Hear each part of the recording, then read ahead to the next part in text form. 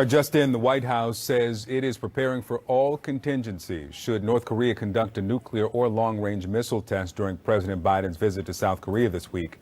CNN's Pentagon correspondent Barbara Starr is with us now. So what's the administration saying?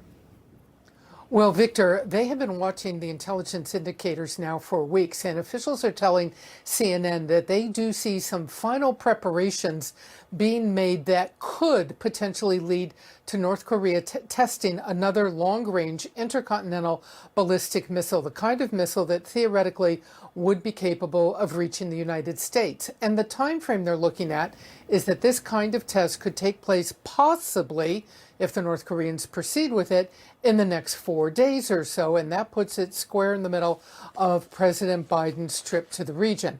So earlier today, the White House National Security Advisor Jake Sullivan talked about how they are ready for all contingencies, from a long-range missile test to an underground nuclear test. They are ready, they say, for whatever may come while the president is either traveling or in the region. Here's a bit more of what Jake Sullivan had to say. We are preparing for all contingencies, including the possibility that such a provocation would occur while we are in Korea or in Japan. We are coordinating closely with our allies in both Korea and Japan on this.